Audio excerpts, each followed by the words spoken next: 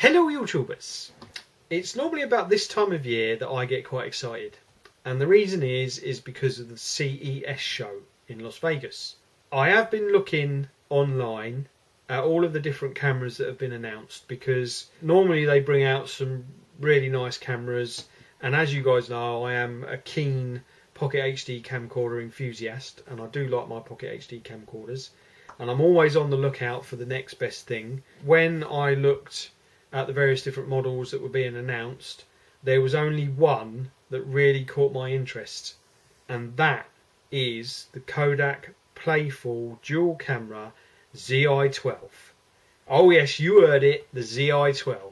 This has got a lot of specifications, so what I'm going to do is show you the website as I'm yabooing away.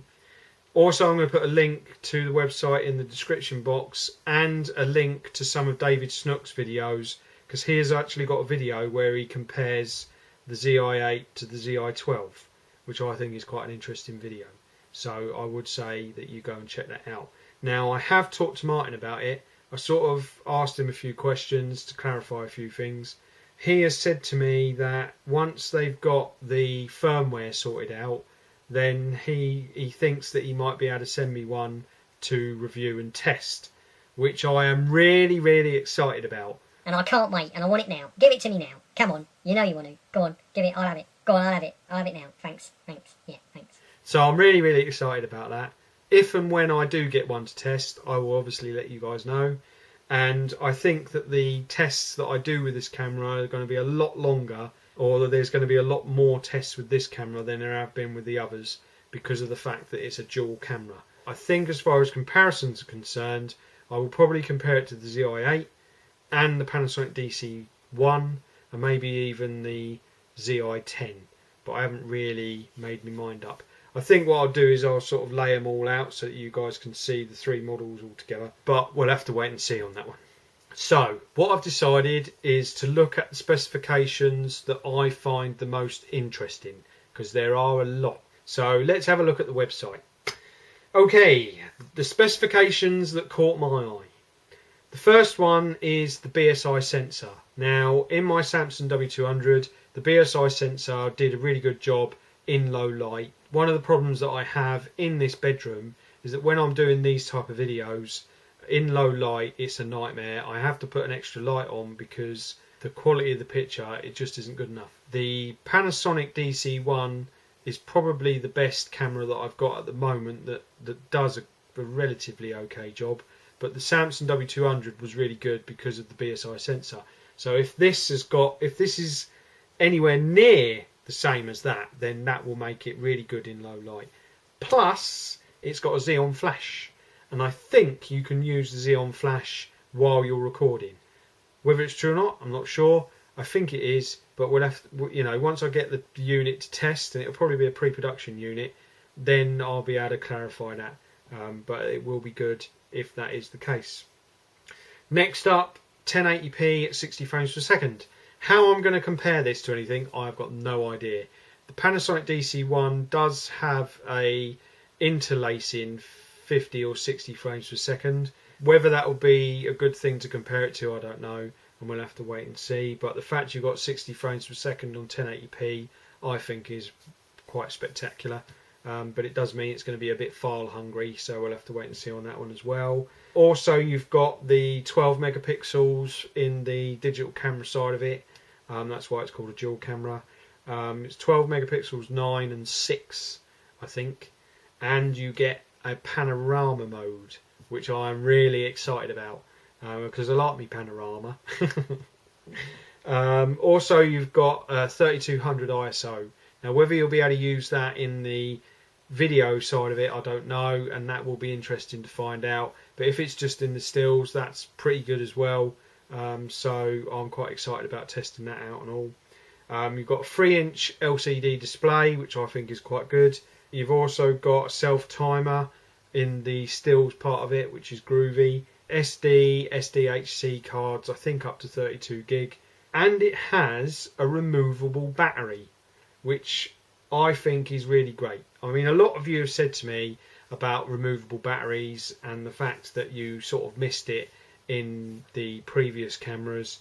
So they've brought it back in on this camera, which I think is great. The fact that you can have a couple of spare batteries on the go, I think is absolutely brilliant. It's also got 240 frames per second and 120 frames per second mode, which I think is a high speed mode and a slow motion mode. It does say on the website it's got a high speed movie mode, so I assume that that is what it is. So we'll have to wait and see on that one as well. And the biggie thing for me is that it's got an external mic port, which I think is absolutely brilliant. I've been waiting for a new external mic jack camera to come out, and I did think that Kodak would do it. So it will be interesting to see how that compares to the Zi8 and the Zi10. So I will be doing a mic test on all three cameras so that you can see what the differences are between the three cameras. It's also got macro as well. I think that's about it. The three main things that make me choose this over all the other cameras that have been announced is the fact it's got the BSI sensor, the fact it's got the mic input, and the fact that it's got panorama mode. Well, I know it's a bit silly, but you know, I do like me panoramas. But it's that mic input that does it. I mean, as far as the specs are concerned, it looks like you're going to have good audio, good low light, good video quality, and they're the three major things for me that make me decide which camera to get.